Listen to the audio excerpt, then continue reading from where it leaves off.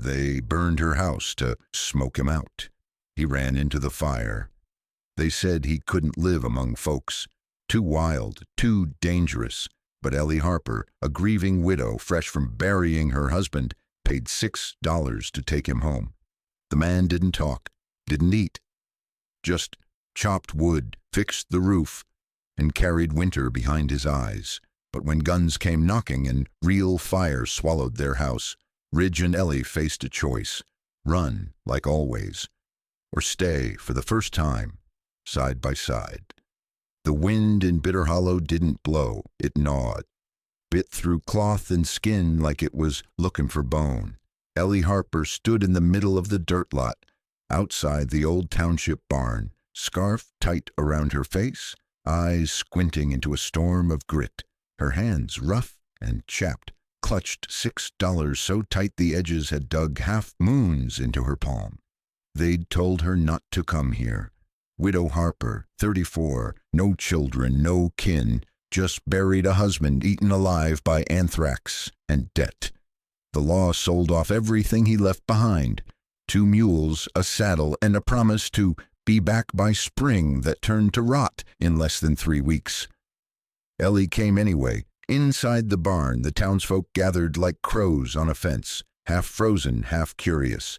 They leaned against the wooden rails, eyes narrowed under hats crusted white with frost. The auction had already run its course. Barrels of oats, broken wagons, 2 half-wild pigs, and then came the last item, not goods. A man. He was barefoot in the cold, wrists bound, hair tangled like black pine roots, thick shoulders under a filthy shirt, and a look that said he didn't much care whether he was standing or buried. They said he wasn't right. Lived 3 years up the ridge with no fire, someone whispered. Talks to the trees. Killed a trapper with his bare hands over a can of beans. They found him sleeping beside wolves. The marshal, a weasel in a deputy badge, shouted, "This here man's been sentenced to labor to repay damages done to government property. He's available for work for keep under the emergency statutes." Nobody bid. Silence stretched long and stiff until Ellie raised her hand. $6, she said. The entire barn twisted toward her. Her voice wasn't loud, but it was steady. The kind of voice that had buried a husband without crying, then cleaned the shovels afterward. "You got land for him?" the deputy asked. "Number I got a house." "You sure?" "He ain't good company." "I'm not either." The man hadn't spoken, hadn't moved, just watched her with eyes the color of river mud, flat, unreadable, as if he didn't care who won so long as it ended. The gavel dropped like a bullet. "Yours, Miss Harper." They unshackled him. He didn't flinch, just rolled his shoulders once like a dog shaking off rain. Ellie walked out first. The man followed, no rope, no gun at his back. The townsfolk parted as they passed, silent and suspicious. Someone spat. On the way to her horse, Ellie paused, looked over her shoulder. "You got a name?" He said nothing. She gave him one. "Ridge." He blinked once, that was all. They rode in silence past the graveyard and up the split trail, leading to the edge of Bitter Hollow, where her rented cabin waited, 1 room, a stove, a cot, and more wind than comfort. She dismounted, walked toward the porch without looking back. Ridge didn't follow. He stood at the edge of the steps, one boot in snow, the other on bare ground, as if testing which felt more honest.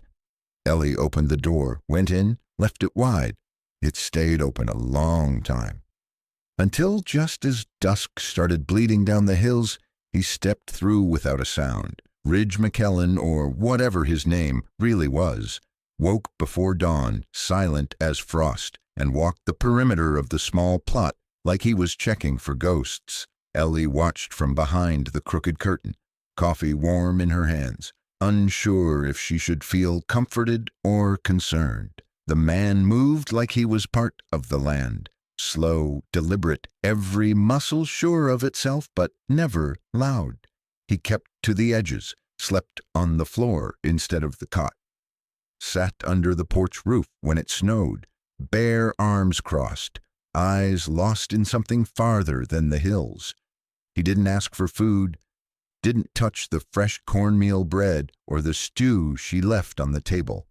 She found the first bowl still warm by the fire, untouched. She left it again the second night, just to see. Nothing. No sound, no complaint. Just the creak of the chair when she sat alone and the faint click of logs breaking under their own heat. On the third night, she left 2 spoons out, just in case. That morning the snow came heavier, curling like lace along the window panes. Ellie chopped wood in the shed, sleeves rolled, her breath making clouds in the stale air. She was halfway through splitting a stubborn log when a shadow passed. Ridge stood behind her, axe slung across one shoulder. "You can take your turn if you want," she said without looking up. He didn't answer, just reached out, took the axe, and finished the job with one clean swing. Didn't look proud about it, didn't look at her at all. That afternoon, old Morris rode up in his cart, a saddle half-stitched in the back. His eyes narrowed when he saw Ridge stacking kindling out front, sleeves rolled, forearms red from cold. "Ellie," he said low, pulling off his gloves, "folks been talking. Say you're keeping that fella under your roof like a house cat." Ellie didn't blink. "I paid for a month of work. I don't recall asking for opinions to come with it." Morris frowned. "You know he ain't right, don't you?" "Neither's this town." He left the saddle and drove off without another word. Next day the Clancys came by. Irish stock, sharp tongues. Mrs. Clancy brought jam she didn't intend to leave. "You think you can fix a wild dog by feeding it, girl?" she hissed, eyes darting toward the porch where Ridge sat, unmoving, hands resting loosely on his knees like stone weights. Ellie took the jar. "If I was trying to fix anything, it wouldn't be him."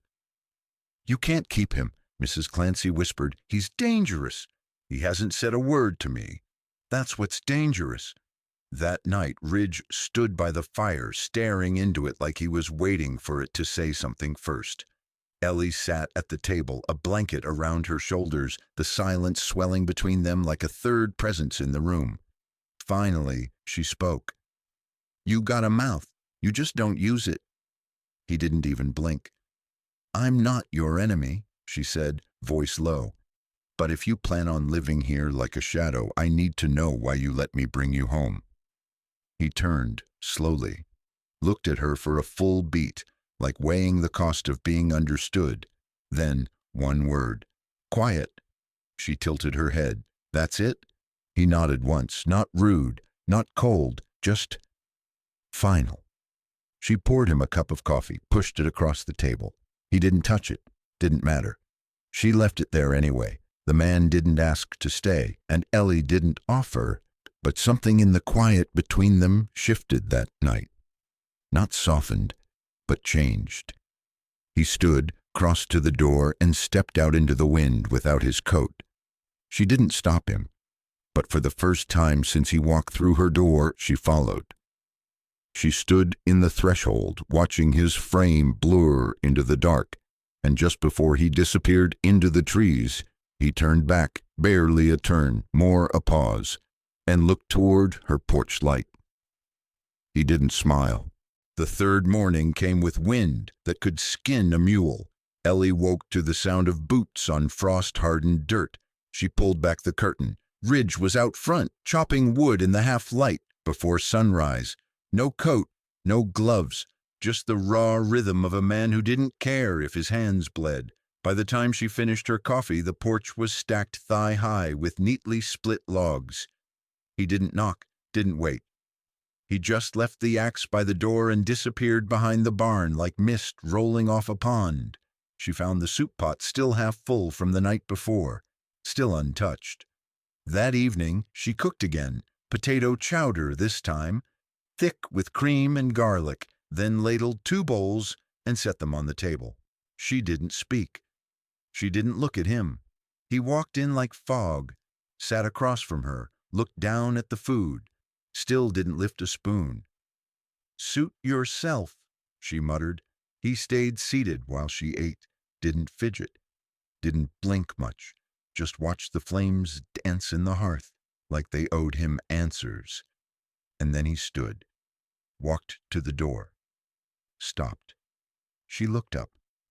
He picked up the untouched bowl, walked it slowly to the fire, sat cross-legged like a child, and ate with his back to her. Didn't say thank you, but he ate. It was the first crack. Word got around faster than whiskey. By the end of the week, 3 more folks showed up with their unsolicited advice. A widow named Luann with hard eyes, a deacon who offered prayer like rope, and little Jasper Price, who'd once been whipped by his own daddy and now thought he knew something about saving animals. "You can't just let him sleep in your house," the deacon said, thumbing his Bible like it held bullets. "You got women folk coming by, children sometimes. A man like that, he don't belong inside." "He ain't hurt nobody," Ellie said, arms folded. "Yet." She closed the door in his face. Later, after sunset bled into the hills, she walked out to the barn with a lantern. Ridge was there, brushing down the mule. His fingers moved slow, careful, like each stroke held memory. "You ever going to speak more than one word at a time?" she asked, leaning against the post. He paused, but didn't turn. She stepped closer. "Town thinks I'm keeping a wild dog in my house." He turned now, just a little, eyes catching the lantern light. "I don't bite," he said. Rough voice, dry like dust after rain. She raised a brow. "You talk," he shrugged. "You asked." There was something in his face then, not apology, not warmth, but a flicker of something human. She didn't smile, but she stayed. The next day, Ellie walked into town to fetch supplies. Snow spit sideways. She bought coffee, dried beans, and a bolt of thick fabric to fix the ripped curtain in the guest room Ridge had refused to sleep in. At the Mercantile, she passed old Morris again. He didn't speak this time, just stared at her hands, full of groceries she shouldn't need if she lived alone. On her way back, she saw Ridge by the fence line, fixing it, with bare hands, splinters in his palms, blood soaking into the wood. He didn't stop when she walked by, didn't nod. But later, on the kitchen table, there were 2 bowls, and one was empty. The third night came colder than the last. The wind sobbed through the eaves, and the fire crackled low. Ellie stood at the sink, scrubbing the same plate for too long. She glanced over her shoulder. Ridge sat near the fire, sharpening a blade slowly, the sound whispering like winter rain. She dried her hands, sat across from him. "You got a name?" He looked up. "Ridge," he said simply. "That it?" "Far as I know." Silence. She took a breath. "I'm Ellie Harper." He nodded. "I know." "How?" "I listen." She blinked. "I listen," he repeated, softer now. No more words came after that, but for the first time they sat without the silence, feeling heavy. When she went to bed, she left the lantern lit. And in the middle of the night, when she woke from a sound she couldn't place, she looked out and saw him, sitting on the porch in the cold, keeping watch. Not because she asked, because he wanted to. By the end of the first full week, Ridge hadn't spoken more than 10 sentences, but Ellie knew the sound of his footsteps on every board of that porch. She could tell by the way he set down his coffee cup, soft without clatter, that he'd been raised by someone who once taught him how not to wake a baby, or maybe not to scare a dying thing. It snowed thick that Sunday, not soft flakes, but heavy sheets that dropped like sandbags from the sky. Ellie stayed inside, made a stew of venison and carrots. Ridge didn't come in for lunch or supper. She figured he was hunting again. He'd brought back a rabbit the day before and hung it quiet on a nail by the barn. But when dusk folded over Bitter Hollow, she heard the back door open. He stood in the kitchen, shoulders dusted with snow, holding a bundle in his arms. Firewood.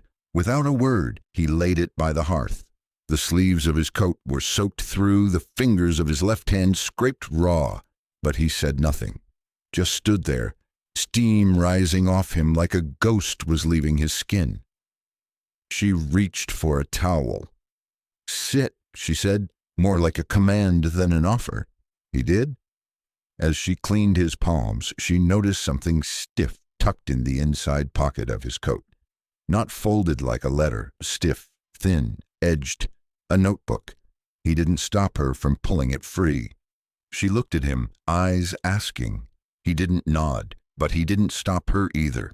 The notebook was worn soft, water-damaged along the edges. On the first page, in smudged pencil, were the words, "Her name was Maeve." Ellie turned the page. There were no long entries, just scattered fragments, lines like she hated fish but loved the river, and Maeve sang even when she cried.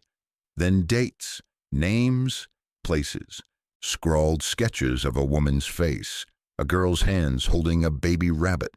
Some of the pages were wrinkled from what had clearly been tears. She flipped forward.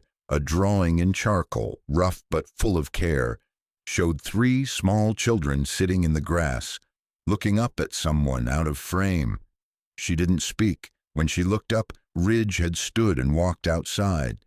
She found him out by the barn again, sitting on the edge of the trough, jaw clenched like he was biting back a howl.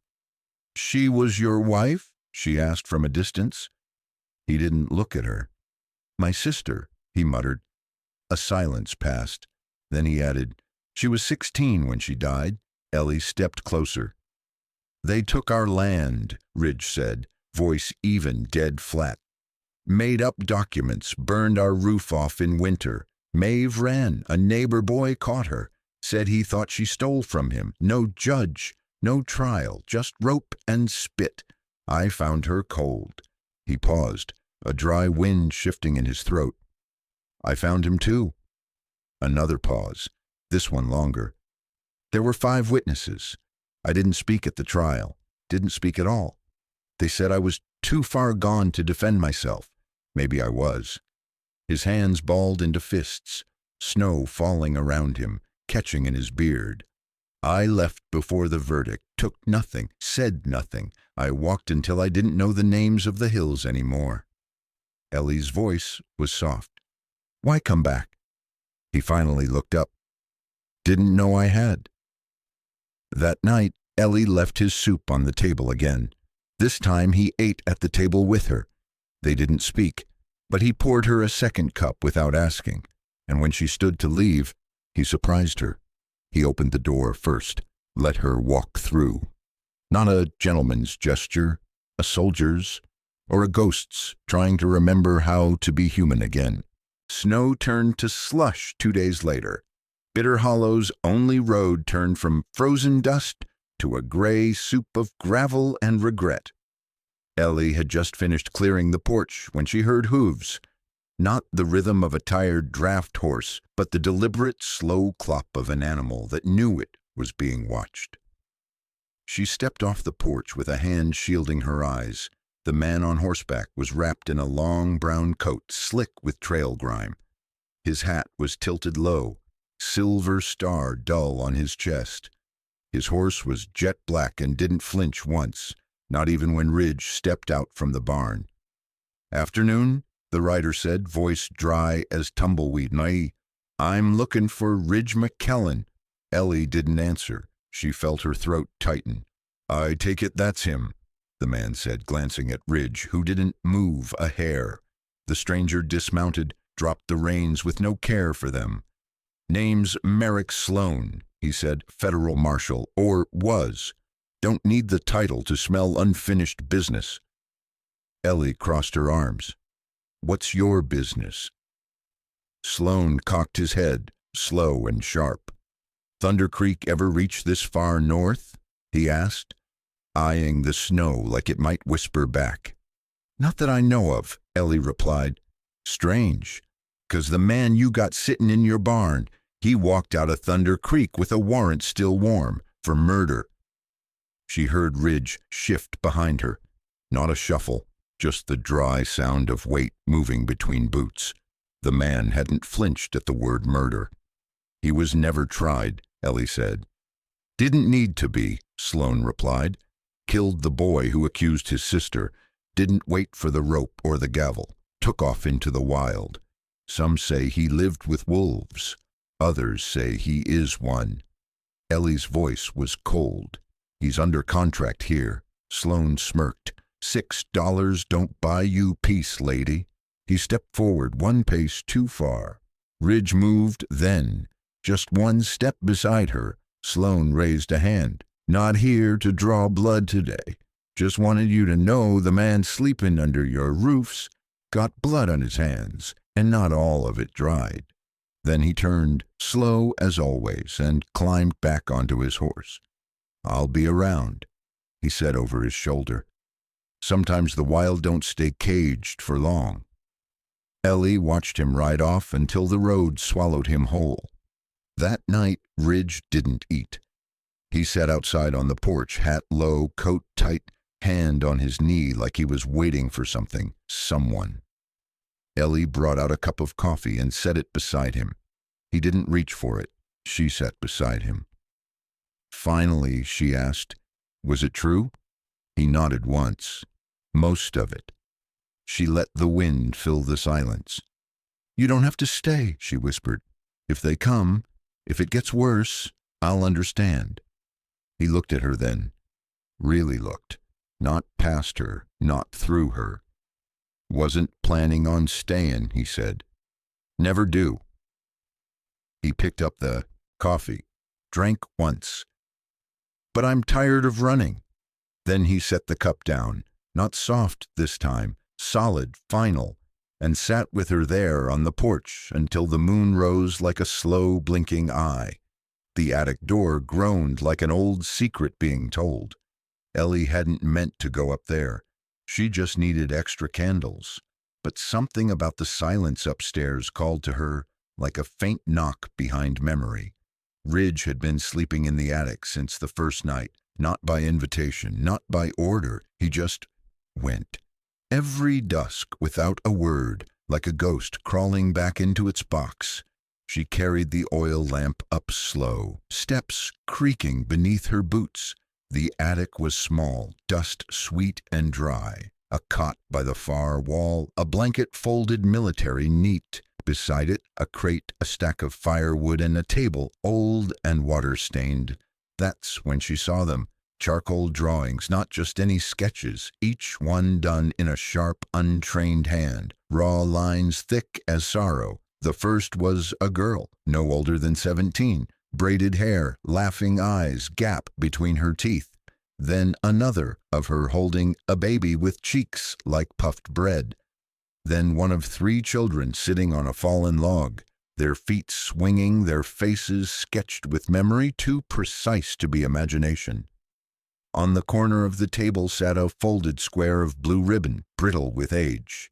Next to it was a notebook. She hesitated, then opened it. Only one page had writing. Maeve, if you ever get to read this, I didn't forget. I didn't let go. I just wasn't enough. Ellie closed the book, heart thudding like the attic roof in a windstorm. Downstairs, Ridge was outside chopping wood, sleeves rolled, arms moving like piston and thunder. She stepped onto the porch, unsure what to say. He didn't look up. I went up, she said. Chop. The blade sank deep. I saw Maeve. Silence. The next swing missed the log. She was your sister. He set the axe down, slow, turned. I had no one but her, he said. Our folks died of fever when I was 17. She was 10. I raised her, on land not worth the dust it sat on. Ellie didn't speak. Then the railroad came. A man wanted our plot, said we could sell or get sued. We didn't sell. He sued anyway. Claimed false deeds, old debts, got the sheriff on his side. His voice cracked but didn't break. One night she didn't come home. I found her behind the shed, dress torn, face bloody. Ellie's throat tightened. I rode into town, found the man, Didn't wait, didn't think, just did. Thunder Creek, she whispered. They called it murder, Ridge said. Didn't call what he did anything at all. He picked up a piece of wood, split it clean in half. I took the drawings, her ribbon went north. Lived where men don't go. Only the animals. I didn't talk for 3 years. Didn't want to. Ellie stepped off the porch. Slowly. You still don't talk much? I got used to hearing silence answer. Back. The wind picked up, sharp and raw. She said nothing more, only stood there while Ridge gathered the split logs. He paused before stepping past her. There's a fire up there, she said softly. You don't have to sleep cold. He didn't reply, but his footsteps on the stairs that night were softer than usual, and for the first time Ellie heard something else between the boards overhead. Not footsteps, but the sound of someone breathing like they finally weren't alone. Morning came behind a wall of white. Snow so thick it blanketed Bitter Hollow like silence with weight. Ellie was out in the field, sleeves rolled, sawing at frost-bitten bundles of switchgrass to dry for the stove. Her gloves were soaked, breath curling like pipe smoke. Ridge was nowhere in sight. She'd gotten used to that, him vanishing at dawn like mist off a creek. But today, something changed. As she pulled the cart toward the barn, she stopped short. The roof, which had been half caved from the last ice storm, was no longer sagging. New pine beams, clean and unweathered, stood in place like bones realigned. Hammer marks still fresh, wood shavings on the ground. No one had spoken of it, no one had asked. Ridge had done it.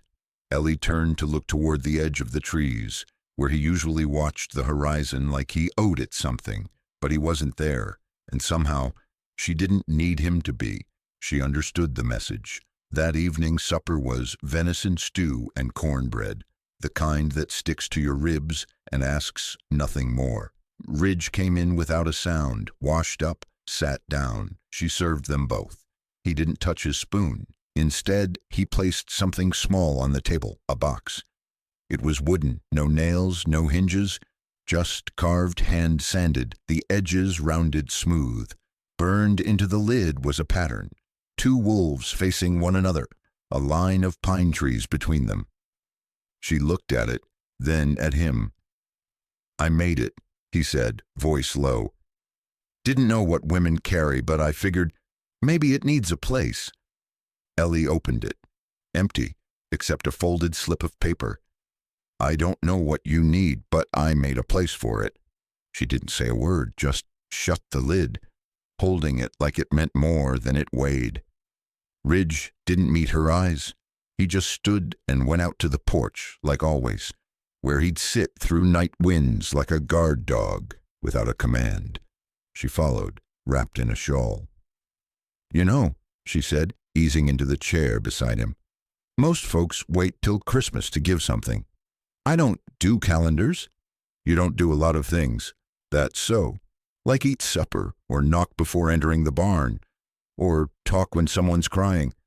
He glanced her way, a dry grin almost breaking the chill. You were crying? Don't flatter yourself. I was just chopping onions. The porch creaked beneath them. The wind howled through the chinks of Bitter Hollow like something wild remembering how to sing. After a moment, Ridge asked, Did you like it? She blinked. The box? Number the silence. Ellie looked at him for a long time. It's better when someone else chooses it with you.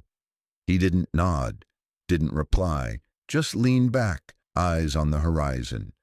The next day, she placed her wedding ring inside the box, said nothing, but she left the lid slightly open. And that night, for the first time, Ridge didn't go to the attic. He slept near the fire. It was the kind of night Bitter Hollow remembered, sharp as a blade, air so cold it cracked the porch rails. Ellie had just finished sweeping the hearth when the dogs barked, not Ridge's silent kind of bark, but the raw warning kind that made your skin crawl before your brain caught up. 3 horses, one lantern swinging like a slow pendulum. Ridge was already up, coat on, stepping onto the porch like he'd been waiting for them in his bones. Ellie followed, hand on the shotgun by the door. She didn't ask why. She saw it in his jaw. Merrick Sloan. And this time, he wasn't alone. Two others flanked him, one with a crooked nose, the other with a badge so polished it looked ashamed to be worn out here. They reeked of liquor and law, a blend that always led to ruin. Merrick dismounted slow, with the kind of grin that said he'd come for blood but didn't mind waiting for it to beg first. "You know, Mrs. Harper," he said, loud enough to wake the hills, "when the town puts a man on auction for unpaid sins, they expect him to stay bought, not go playing husband in some widow's cottage." Ellie didn't flinch. "Got papers?" Merrick looked to his men, then laughed. "This ain't Denver, darling. Out here the only paper that matters is who bleeds first." Ridge stepped forward. He didn't speak, just slipped off his coat, handed it to Ellie. Steam rose off his arms, scars lit up beneath moonlight like old maps. One hand flexed, tight, slow, then fell still. Merrick's hand twitched near his holster. "I ain't here to kill him," Merrick said, though no one asked. "Just to remind Bitter Hollow that wild dogs don't get domesticated, they get put down." Ridge still said nothing, but Ellie moved. She stepped in front of him, blocking his chest with hers, shotgun still at her side, but her spine straight as pine. "You touch him," she said, "you'll have to write to my husband in hell and ask permission." A long moment passed. One of Merrick's men snorted. "You're going to defend a murderer?" "I'm defending what's mine," she said. And just like that, the night changed. Merrick's grin cracked, not from fear, men like him don't feel that, but from something worse, doubt. "You think you can hide him forever?" he hissed. "I don't need forever," Ellie said. "I just need you to leave now." The man with the crooked nose shifted in his saddle. He wasn't made for cold or women who didn't blink. Merrick spat into the snow and mounted again, like he hadn't just been denied. He looked at Ridge. "This ain't over." Ridge didn't move. Didn't need to. They rode off. When the lantern disappeared over the ridge, Ellie exhaled. It sounded like pain leaving a body. Ridge picked up his coat, threw it over her shoulders. "You didn't have to stand there." She looked at him. "I know." Silence again, but not the kind that hurts. The kind that wraps around two people like firelight. Back inside, she set the shotgun down and ladled soup into two bowls. Ridge sat across from her, hands steady, eyes clearer than she'd ever seen. He ate every bite, and in that moment, Ellie knew. This man hadn't come to stay, but he wasn't leaving either. By morning, the bruises had turned dark. Ridge hadn't said a word all night, but Ellie had seen the way his ribs moved, off rhythm like something inside had snapped loose. He stood from bed like every bone argued back. She didn't ask, he wouldn't answer anyway, but when he staggered in the yard trying to lift the feed bucket, she dropped her knitting and ran. "Sit down before you fall down." He kept going. "Ridge, damn it!" "I'm fine," he muttered, the first words she'd heard in hours. You're bleeding through your shirt." He looked down. He was, not much, but fresh. "You're not a mountain anymore," she said. "You're a man, and men break." He finally leaned against the post, not from surrender, from silence. That night, while the wind howled like a mourning dog, Ellie lit every lamp in the house and told him to lie down on the kitchen table. He didn't fight it. She boiled water, laid out her needle and thread. Her hands shook, not because of the blood, but because she'd never sewn a man before, only clothes, curtains, a doll once. He pulled his shirt off. The side of his torso was the color of rot, skin stretched tight and angry. One rib bulged wrong. "This'll hurt." He nodded. She poured whiskey over the wound. He didn't even flinch. You always this quiet." I was louder once. "What happened?" He looked past her, into firelight. "Didn't help." She started stitching. The needle slid through skin like burlap. He never moved, but his eyes never left hers either. "Why didn't you run?" she asked. "When Merrick came?" "Ran all my life," Ridge said. "Ran from the law, from people, from the way folks look at someone who did what I did. But you stood there." He winced. First time, when she tied the knot. So if someone's going to stand for me, I ought to try standing back." Ellie sat down hard in the chair beside him, tired, not from the sewing, from the weight in her chest. "You didn't kill that man in Thunder Creek for fun, did you?" "No." "You killed him because of Maeve?" His throat moved. He laughed at what he did to her, in court, in front of me. She didn't speak, just reached for the bandage. "You know they'll come back," she said. "I know." "You're not healed." "I'll be ready." "I didn't ask for you to fight for me, Ridge. I didn't ask you to stay that night either. But you did." She looked down. Her fingers brushed his arm as she wrapped the cloth. He caught her hand. His grip was warm, firm, not romantic, not pleading, just there, like he meant to remind her that he was still breathing, still fighting. She didn't pull away. "You don't owe me," she whispered. He didn't answer, but when she rose to clean the tools, she heard his voice again, low and steady. "I owe her, Maeve. She wanted a family. She wanted a place with a porch and kids and laughter. Couldn't give it to her. I ran instead. And now?" He looked around the room, at the worn rug, the patched window, the second chair beside the stove. "I don't know, but this feels like something worth staying for." Ellie didn't cry, not this time. But when she handed him the cup of water, her fingers lingered too long. Later that night, while Ridge slept in a half-sit to ease the pressure on his ribs, Ellie stood on the porch. Snow fell soft, quiet. She touched the shotgun beside the door. It was loaded, but something told her that the worst danger wasn't out there anymore. It was what grew in silence, between two people who never asked for each other, but now couldn't imagine walking away. Ridge left at first light, just after the coffee boiled, but before the wind rose. Ellie found the note near the stove, scribbled on the back of a grocery list she'd meant to throw away. "Don't follow, not far, not forever." She read it 3 times before sitting down. The chair across from hers still held his coat, draped like he might walk back in any second. But he didn't. The tracks in the snow led west, toward Thunder Creek, toward the ghosts, toward the lies that never got buried right. Ellie didn't saddle up. She didn't scream or cry. She made soup, stoked the fire, and when night came, she left the porch, light burning. He'd come back. Or he wouldn't. Ridge rode with the wind behind his shoulders and Maeve's name clawing at his ribs. Thunder Creek hadn't changed. The saloon was still crooked on its foundation, and the general store still painted the windows shut every winter. But the courthouse sat hollow, empty, like justice had packed up and left years ago. He didn't ask for trouble, didn't carry a gun. Only the letters. Maeve's letters, 6 in total, none ever opened by the man who took her land and mocked her body in court. The man Ridge buried behind a hay barn one bitter spring. They'd said Ridge snapped. But what really broke him were the words Maeve never got to say.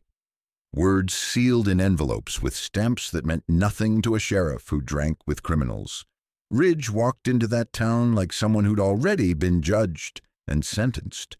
Folks stared. One man spat. Another muttered, "That's the wolf man." He said nothing. Went to the old jailhouse where they'd once locked him up with no trial. It was boarded up now. Flies buzzed near the broken window. The past had grown moss on the doorframe. Ridge pried it open with his bare hands. Inside, the bench still had the initials he'd carved, waiting for the judge who never came. He laid the letters down one by one on the splintered table, all addressed to Maeve's name. He didn't read them. He didn't have to. He whispered, "You can rest now." Then he lit a match and set them aflame. Not to erase her, but to end what never got justice. Outside, snow fell like ash. Ridge stood in it, bareheaded, as the wind swirled down. Thunder creak. That's when Merrick stepped from the shadows. "You think that makes it right?" he said. "Burn in paper." Ridge didn't move. "You come back here after all this time like it's yours again?" "It was never mine," Ridge said. "It was hers. You always thought you were better, wilder but better." "I thought I was lost." Merrick took one step closer, hand on his belt. "You still are." "I know," Ridge said, "but at least now I'm not running." They stood there, two men carved from opposite stones. One had power, the other had silence. But in that cold, dead town, silence spoke louder. Ridge turned his back and walked. Merrick didn't follow. Back at Bitter Hollow, Ellie stood on the porch all night. When she saw the shape moving through the snow, limping, bruised but upright, she didn't run to him. She waited until he was close enough to smell the smoke, still clinging to his coat. "You went back," she said. He nodded. "Did you find peace?" "No," he said, "but I think I left some there." Ellie reached for the scarf around her neck and handed it to him. He took it without a word. The stars blinked down like they'd been watching the whole time. And somewhere deep inside, something finally unclenched. The fire came on a Wednesday night. No wind, no warning. Just the thick smell of kerosene in the cold. Ellie had just finished folding the wool blanket Ridge used when his shoulder ached. The one he never asked for but always accepted with a quiet nod. She heard the first crack from the barn, then the horses screamed. Ridge was already off the porch by the time Ellie grabbed her boots. Flames were pouring out the back wall, lighting up the snow like sunrise come too soon. Ellie reached for the water pump, but Ridge didn't wait. He didn't yell, didn't curse, just ran. Straight into the fire. The front stall door buckled outward as he kicked it. Smoke swallowed him whole. The horses thrashed inside, frantic, blind with terror. Ellie ran forward, but the heat knocked her back. Her eyes burned. Her hands fumbled for the pump handle, but the metal blistered her skin. Then, like a shadow breaking free from the fire, Ridge came out, one arm wrapped around the neck of their oldest mare, Penny. She limped, coughing soot, but alive. Ridge turned to go back in. "No!" Ellie screamed. "Ridge!" He didn't look back. He vanished again through the flames like some ghost from the rock country, half man, half reckoning. The roof sagged. Sparks shot up like stars trying to escape. Then he came out again, this time dragging the smaller colt by the halter, both of them stumbling. That's when it happened. The beam above the doorway gave. It came down hard. Ellie saw Ridge shove the colt away, shield him with his own body, and take the blow across his shoulder. He went down, didn't move. Ellie ran, barefoot, hands burned, throat raw from screaming. She reached him just as the fire curled into the snow, licking toward the hay pile like a dying snake. His jacket had burned clear through on one side. His shirt fused to his back. But his hand still clutched the colt's lead rope. When she touched him, he flinched. "Ridge," she whispered. "Ridge, can you hear me?" He opened one eye. "Still here?" he rasped, then passed out cold. It took 3 men, Mr. Clancy, young Danny from the mill, and Ellie, to carry him inside. The doctor came 2 hours later, after they banged on his door and threatened to burn his house down if he didn't saddle up. "He's got 3rd-degree burns, 2 cracked ribs. You'll be lucky if he makes it through the week," the doctor said. Ellie didn't flinch. She already had water boiling, clean cloth on the table, salve, whiskey. a will sharper than any blade. "He'll make it," she said. "He's Ridge McKellen." The doctor laughed. "That's the problem." But Ellie didn't laugh. She sat by Ridge's side every hour, cooled his forehead, cleaned the burns, held his hand when his body shook from pain. 3 days passed, then 5. On the 7th day his fingers moved. On the 8th he whispered her name. Just once. It sounded like the edge of a broken song. Ellie leaned in. "You're not allowed to die," she said. "I wasn't planning on it," he muttered, eyes still closed. She smiled through tears. "Good. I didn't sew your shoulder shut just to bury you." He tried to laugh, but it came out like gravel. "House still standing?" he asked. "Mostly." "Barn? Gone? Colt?"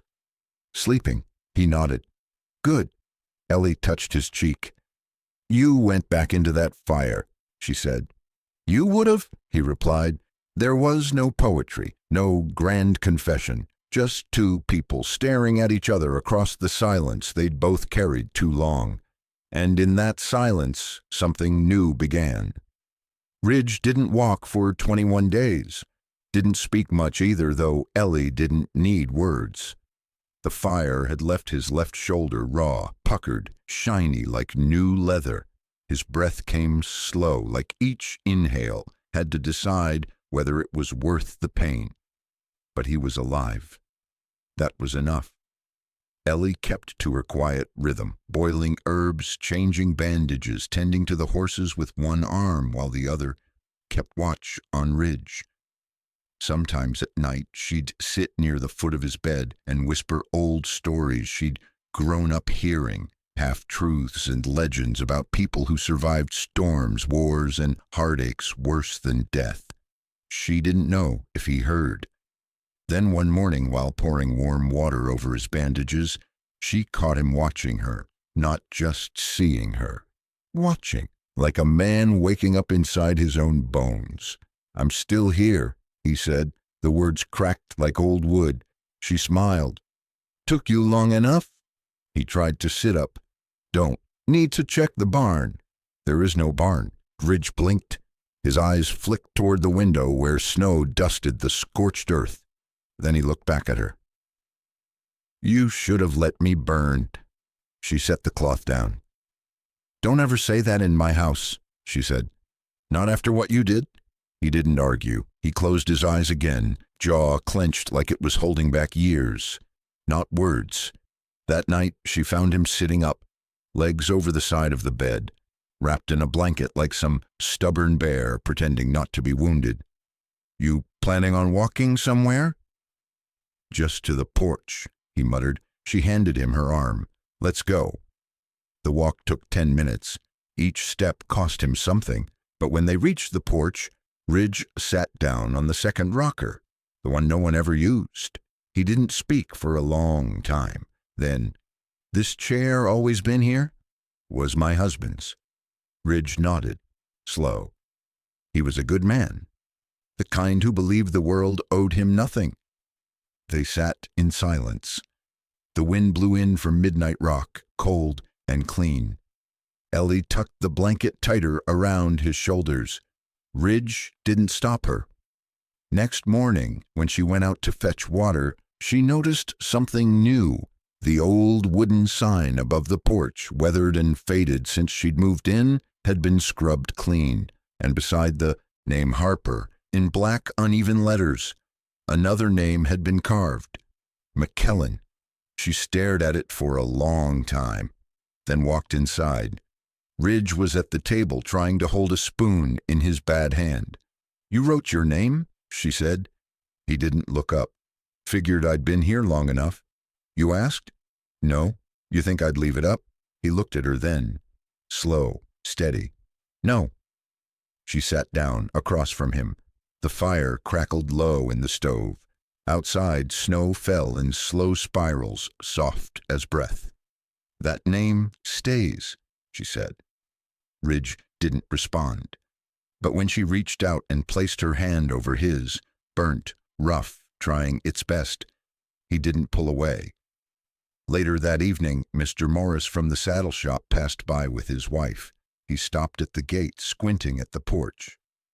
"Harper and McKellen," he said. "Well, I'll be damned." His wife elbowed him. "Told you that man wasn't just some wild creature," Mr. Morris chuckled. "Looks like the mountain finally made room for a second name." They walked on. Inside, Ridge finished carving something small into the base of the sign. Ellie leaned over his shoulder. It wasn't his full name, just a date, the day of the fire. Underneath, he carved one more word: stayed. She blinked fast, swallowed slow, then stepped down off the porch, looked up at the name glowing golden in the lamplight. McKellen and Harper Ranch. It didn't matter if no one else called it that. It was theirs. By the time Ridge could move without wincing, snowmelt had started trickling off the eaves. Bitter Hollow blinked awake from winter like an old hound stretching sore legs.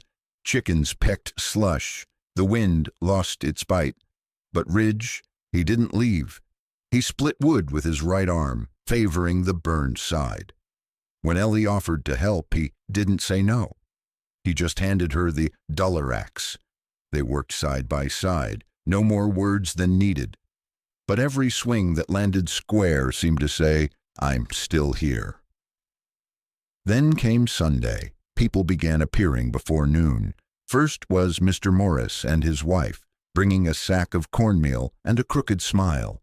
Then the Clancys, red-cheeked from the wind, lugging a basket of pickled beets and fresh-baked soda bread. Ellie blinked at them from the doorway. "What's all this?" "Thought we'd break that new name on your porch with a decent meal." Mr. Morris grinned. "Figure the man earned it." Ridge stood behind her, arms crossed but not hiding. "They bringing a crowd?" he asked. Ellie smirked. "Looks like." By 2 o'clock, 5 more neighbors had arrived, including Miss Danner, who once said Ridge was more beast than man, and now set a tin of molasses cookies on the windowsill like a peace offering. Ellie laid out plates. Ridge poured coffee. The table filled up fast, and for the first time since she came to Bitter Hollow, the room felt full, not just with people, with warmth, with watching eyes that weren't wary but curious. Some tried to ask questions, soft, careful ones. "So Ridge, that fire, that name on the sign, you ever go back up the mountain?" Ridge didn't answer most of them. But when Mr. Morris's boy piped up, around 9 years old, gap-toothed, clutching a spoon bigger than his face, his voice cut through the clatter. "Mr. Ridge," he said, "is it true you lived with wolves?" The table fell quiet. Even Ellie turned her head. Ridge sipped his coffee, then leaned back, eyes half-shadowed in firelight. "Not lived with 'em," he said. "Just learned how to be quiet enough they let me stay." The boy's eyes went wide. "What do they sound like when they howl?" Ridge didn't answer right away. Then, slowly, he tilted his head back and let out a sound, not loud, not wild, but deep and rising, like a memory climbing out of old bones. A long, low howl that bent at the end, full of lonesome places and moonlit nights. When he finished, no one laughed. No one clapped. They just looked at him, like maybe, for the first time, they saw the man beneath the stories. Ellie broke the silence. Dessert? People moved again, reaching for plates and cups, light conversation spilling out like the snowmelt outside. Later, after folks had gone and the lanterns were turned low, Ridge sat on the porch with a cup in hand. Ellie joined him, arms crossed against the evening chill. "You always this good with kids?" Ridge shrugged. "They don't lie. They don't pretend to forget what they hear." She glanced at him. "What did you mean earlier, quiet enough to stay?" He looked toward the trees, dark and tall, but not looming. "Some things," he said, "don't need to be tamed, just given a reason not to leave." The wind tugged at the new sign above them, McKellen and Harper Ranch. The second chair wasn't empty anymore. The morning came soft, wrapped in blue mist and bird song, one of those days where the world felt like it was holding its breath. Ridge saddled his horse. Didn't pack much. Just a skin of water, a pocket knife, and the wool coat Ellie had patched twice. Ellie stood in the doorway, arms crossed, face unreadable. "You headed somewhere?" she asked, though she already knew. "Up the ridge," he said, cinching the saddle straps. "Just for the day." "To Midnight Rock." He gave a slow nod. "Oh, Maeve, a visit." Ellie didn't argue, didn't plead. She just walked inside and came back holding a folded square of faded silk, soft blue embroidered in white, Maeve's handkerchief. Ridge recognized it instantly. Ellie stepped down and pressed it into his hand. "She'd want you to take it." Ridge looked down at the delicate cloth, thumb running across the threads like they were made of memory. He tucked it into his chest pocket without a word. He swung into the saddle. But before he turned to leave, she said, "Don't stay gone long." He paused. "I might not come back." "Then don't go at all." Ridge looked to the horizon. Midnight Rock was barely a shadow now, softened by time and snow. "I was alone up there," he said. "Didn't realize how bad until I wasn't." The horse shifted under him, restless. He didn't move. "Not yet." Ellie's voice was quiet. "You think it's weakness, needing people?" He looked at her, really looked. Hair wind-tossed, cheeks flushed, eyes holding back everything she wasn't saying. "I think it's dangerous," Ridge answered, "but maybe not as dangerous as not needing anyone." A silence stretched. Ellie took one step forward. "I didn't buy you, Ridge, not really. I saw something no one else did, not something wild, something wounded." He flinched but didn't deny it. She held his gaze. "You asked once why I brought you home. Here's why. I figured if two broken people could survive the same winter, maybe they deserved the same spring." Ridge stared at her for a long moment. Then he did something she hadn't seen before. He smiled. "Just a little, just enough." He turned the horse, rode 5 paces toward the tree line, then stopped. The wind caught the edge of his coat. He looked back and rode home. Later that evening, folks swore they saw Ridge walking the fence line, checking posts, sleeves rolled to the elbow, a cup of coffee in his hand. And Ellie. She left the porch lamp on, like always. Only this time it wasn't for hope, it was habit, because the man she thought she'd never reach had stayed. And the town of Bitter Hollow, so sure he'd vanish like a ghost once the snow cleared, began whispering a new kind of story, a better one. They said, "That wild mountain man, he don't walk alone no more." And in a house stitched together by loss, silence, and second chances, 2 names shared one roof, and neither one ran. If this story made you feel something, anything at all, just drop a 1 in the comments. No need for long words.